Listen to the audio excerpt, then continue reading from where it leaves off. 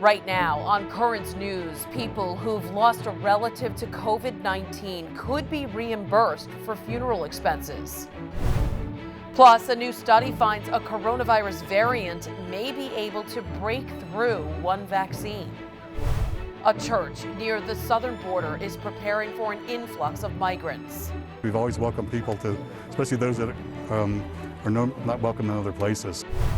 And this is the last week to take part in the tablet fundraiser to help Catholic schools in the Diocese of Brooklyn.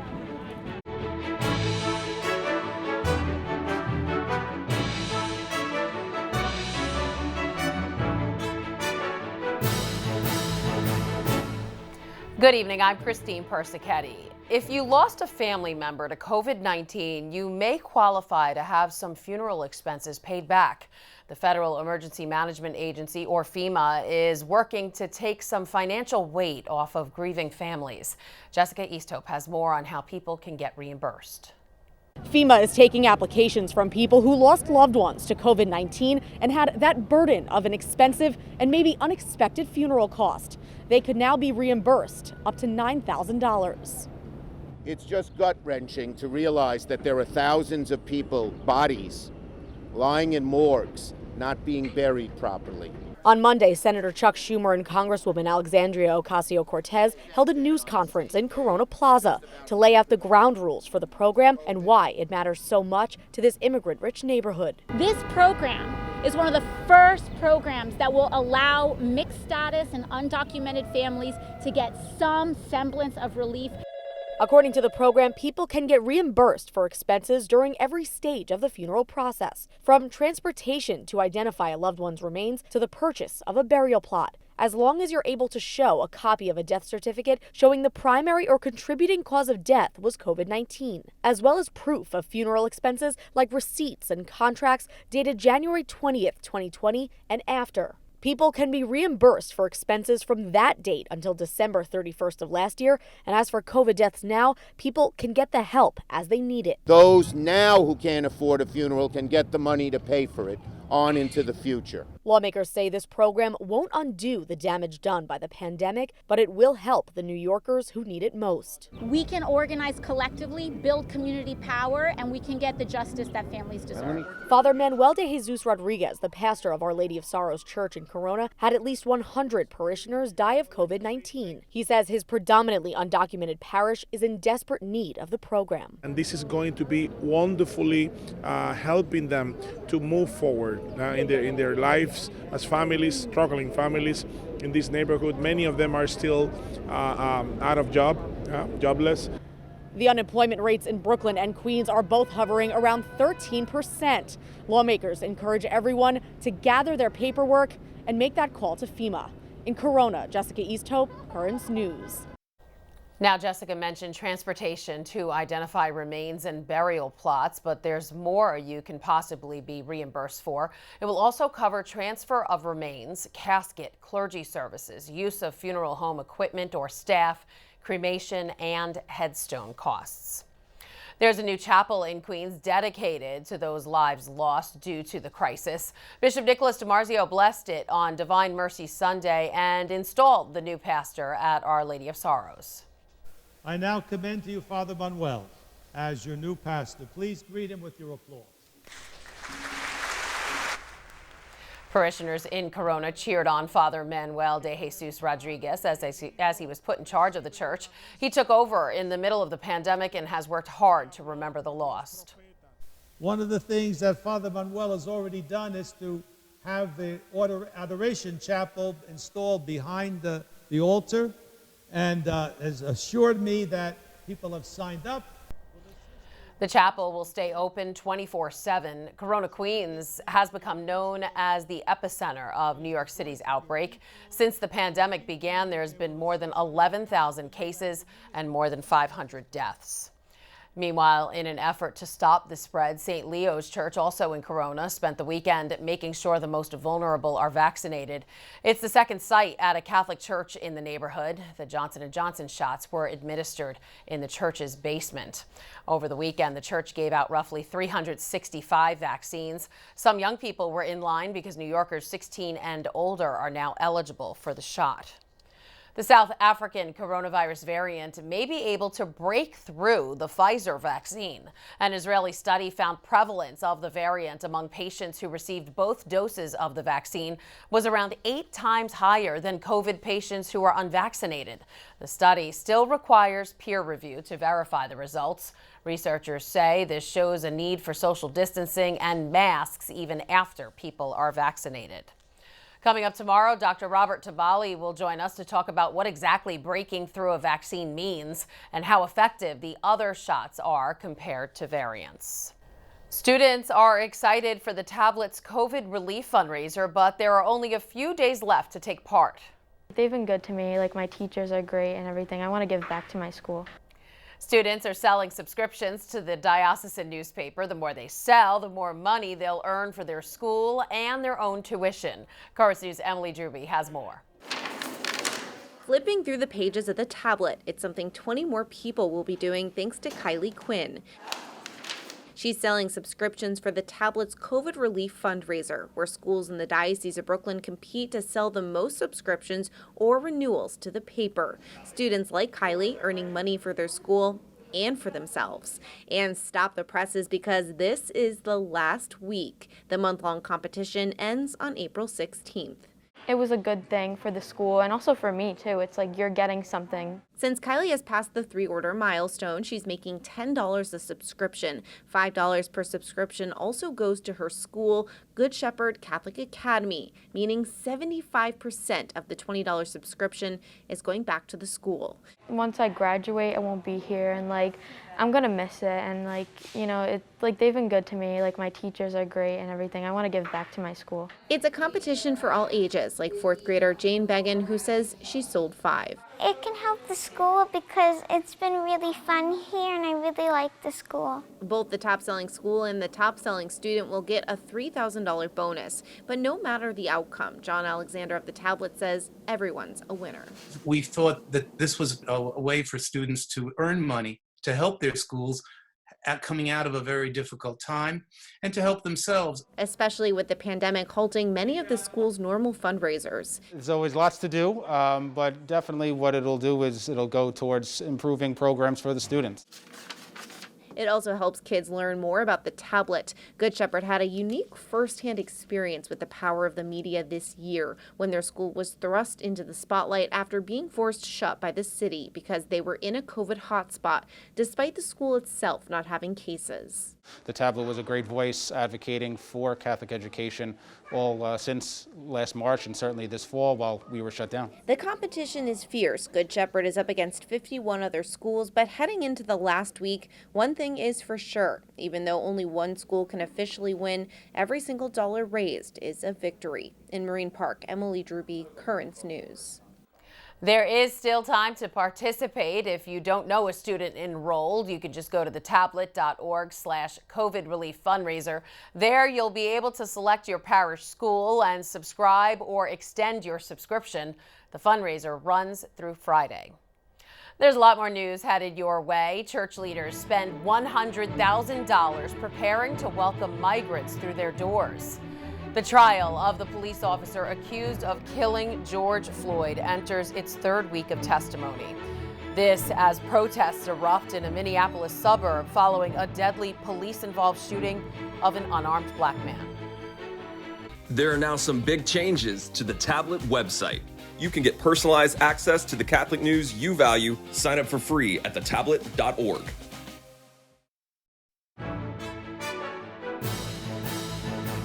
Do hope for the community to be patient and allow this criminal investigation, to be completed. A Minnesota police chief calling for calm after the deadly shooting of an unarmed man. The incident was all caught on a police body cam. The officer who pulled the trigger says it was a terrible mistake, but that's not sitting well with the community, who says this is just another case of unnecessary deadly force used against a black man. That's the video from the Minnesota officer's body cam up until she shoots Daunte Wright. We're not showing that part. The Brooklyn Center Police Department says it was an accidental shooting, that the officer was reaching for her taser and instead grabbed her gun. This appears to me from what I viewed and the officer's reaction and distress immediately after, that this was an accidental discharge. Wright was shot during a traffic stop Sunday night. Police were trying to arrest the 20-year-old for a warrant, but struggled with him as he tried to get back into the car. What do we want? Justice! What do we want? Now! The shooting sparked protests in the Minneapolis suburb. Officers trying to control the crowd found their vehicles surrounded as people jumped on squad cars and smashed bricks through windows. All of this as the trial of former Minneapolis police officer Derek Chauvin, who's accused of killing George Floyd, continues. We are in pain right now. And we recognize that this couldn't have happened at a worse time. The mayor says he's spoken with President Biden, who earlier said he's monitoring the situation in Minnesota. We've spoken to the governor, the mayor, spoken to the authorities there. Meanwhile, Mayor Elliott says he supports firing the officer who fired her weapon. Right now, she's on administrative leave as the investigation continues. The police chief described her as a very senior officer and got emotional as he spoke with reporters. I'm the leader of this department. They expect me to lead, create a safe city. That's what I'm trying to do. More than 500 members of the Minnesota National Guard have been activated in response to the unrest. After Sunday's shooting, defense attorneys for Derek Chauvin argued that the jury should now be sequestered. The judge declined that request, and the prosecution continued Monday questioning use of force. A cardiologist testified that he thought Floyd's death was, quote, absolutely preventable. He does not believe Floyd died from an overdose. The defense pushed back, saying drugs could make the heart work harder, and the doctor agreed. Newly released footage shows the chilling moment a New Mexico State police officer was gunned down during a traffic stop over tinted windows. All right, let's go to my vehicle, okay? Come on. We are pausing the video because it is graphic. Video from Officer Darren Jarrett's squad car shows the moments a drug dealer walked out of his pickup with a rifle and opened fire on him. The suspect led police on a 40-mile chase before he was killed in a shootout that was also caught on camera. Watch out! Watch out! We are pausing that video again because this is graphic as well. State police said the suspect had a violent criminal history and was on his way to a drug deal when he was pulled over. Churches in the Southwest are preparing to welcome migrants who enter the U.S. One church in New Mexico has already spent $100,000 so far this year, but now they may get some money from the federal government.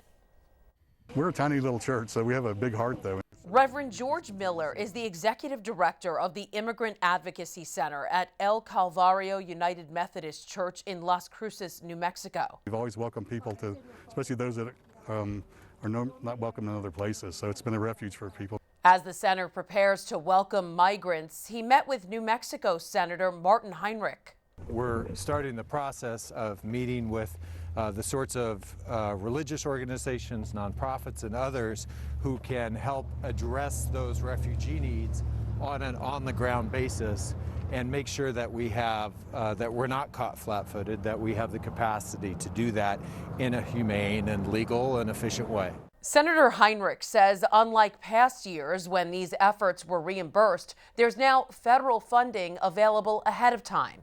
We started working a number of months ago to actually include funding in the American Rescue Plan to be able to build local capacity to meet and address the number of migrants that we typically see this time of year. In the past, they've been able to house 60 migrants at this facility, but now, because of the pandemic, that number has been reduced to just 30. Still, expenses have increased as they work to keep everyone safe and healthy.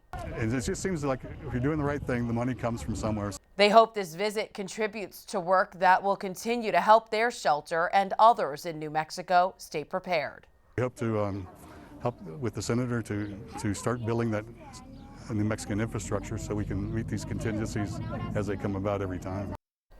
No word yet when exactly this shelter and others in Las Cruces will start welcoming migrants.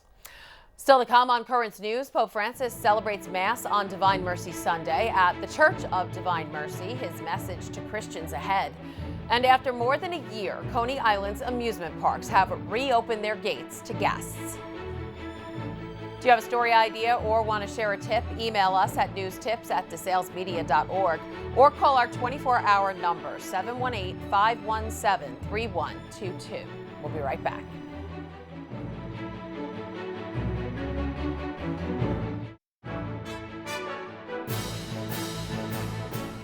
For the second year in a row, Pope Francis celebrated Mass on Divine Mercy Sunday at the Church of Divine Mercy in Rome. The church holds an image of Jesus as he appeared to Saint Faustina. It was during these visions that the Polish nun came to better understand the mercy of God. At the Mass, the pontiff said Christians who don't accept God's mercy and who are not merciful to others live their faith half-heartedly. While an artist in New Jersey didn't get the chance to meet the Pope in person, he did paint a picture of the pontiff, which was given to Pope Francis as a gift. Now, a lifelong dream to have his artwork in a museum is fulfilled. Joining us now is artist and illustrator George Perez. So, George, tell us, how did an opportunity like this to paint a picture for the Pope land in your lap? Well, let me tell you, it was so overwhelming. Thank you for having me. It's very exciting to be on your show. What happened was that my wife and a gentleman named Patrick McGrory, Patrick belongs to an organization that's called the Global Solidarity Fund. And they are sponsored by the Gates people and the Hilton people and, you know, people like that, Helmsley. They donate to this fund, and the money is sent to the Pope so he can use the donations to help the say underserved. And so they wanted to present the Pope with a gift from the Solidarity Fund, and they were thinking, you know, maybe a portrait, but he received so many portraits. You wouldn't believe how many portraits he does receive from artists. So Patrick and I sat down and we kind of brainstormed and came up with the idea of doing this type of picture because it parallels what the Pope's vision is for helping the poor, solidarity, unity, not only in the third world countries, but around the world, for the cause of Christ and for helping each other, for loving one another. So tell me, I know what you're trying to convey then through the painting, but who is portrayed in the painting and why? Okay. Well, of course, the pontiff is there, but the people in the background is just flavors of different nationalities throughout the world to represent the world. Not only those in that are doing well, but also the poor. So there's a good mixture. And on the corner side is the actual illustration, a painting of the pontiff's pectoral cross that he wears all the time, which was custom made for him by an artist, and it depicts the Good Shepherd. So tell me, how long did it take to create this painting, and how stressful was it to paint a picture of the Pope for the Pope? Well, the brainstorming, that was the important part, making sure that we got the exact image that we wanted. And so I had, in reality, we had a month to get it done, the picture dried, framed, and delivered. Originally, the committee was going to send a group to the Vatican because of COVID. That couldn't happen. But they did want to present the Pope with the picture. So that gave me, in reality, 2 weeks to work on it. 2 weeks for the paint to settle, and then the wrapping and the contacts, making sure it got there on time, making sure that the Pope was presented, you know, that it got to him, you know, wow, where it was supposed to be, and it was just a tight window there. But we made it, and oh gosh, every day I got up early and did nothing but focus on that painting. A lot of coffee. Well, it's beautiful, and I hear you actually got a response from the Vatican. What did it say? Yes, I did. I mean, you go out for your mail every day, and sure enough, there was a little envelope that says Vatican. And I said, oh my gosh, and I opened it up, and it was a representative cardinal that wrote to me and said that the Pope was delighted with the painting, and he enjoyed it very much. I couldn't believe it. Well, that's amazing. Really good for you. George Perez, artist and illustrator, thanks so much for talking to us about this painting. Well, thank you for having me. It certainly is a blessing to be on the show. Appreciate it. If you'd like to check out some of George's artwork, or if you want to commission your own painting, head over to gparts82.com. The amusement parks in Coney Island are officially open for the season. After a year of being shut down, they are welcoming a third of the guests they normally would under new guidelines. Emily Drooby has more as local leaders praise the economic boost to the area. It's been a roller coaster of a year for Coney Island, the pandemic forcing amusement parks to stay closed. But after 13 months, they're back. The opening of Coney Island is a metaphor for New York City. We are getting back in business. Senator Chuck Schumer, Mayor Bill de Blasio, and New York Lieutenant Governor Kathy Hochul on hand to reopen Luna Park and DENO'S Wonder Wheel. And the comeback begins here. It begins here today. A comeback that will affect the entire neighborhood. Last year, they lost $100 million in revenue with the two parks, aquarium, amphitheater, and Brooklyn Cyclones Field, all closed. Alexandra Silversmith with the Alliance for Coney Island says when these cornerstone places close, it affects the whole area. But they all really are important to each other, and that's sort of how Coney Island survives and thrives, is if they're all open and operating. Tough for local businesses and for the parks. The partly Catholic family who owns DENO'S dipping into their savings to keep the park afloat. But it was a devastatingly hard time. The family, however, was committed to making sure that the park would be here for post-pandemic, and that's why you can see the roller coaster Phoenix rising. The new ride rising, just like Coney Island. It's something they've done before. The economy of Coney Island has been shown to be very resilient and bounce back very quickly. Take Hurricane Sandy, for instance. Coney Island rebuilt in 6 months, reopened, and entertained millions of people once again. After the 36th annual blessing of the rides, thank you for this beautiful day that you've given us, Lord. The park was officially open for business, their 100th season. For many, seeing Coney Island reopen and getting back on these rides doesn't just mean that summer is back. It also means that New York City is back. In Coney Island, Emily Drooby, Currents News. Getting dizzy just watching Emily. And that is Currents News. I'm Christine Persichetti. Thank you for joining us because we are putting your faith in the news. Before we go, we are going to take another look at the highlights from the Pope's Divine Mercy Mass in Rome. Hope to see you again next time.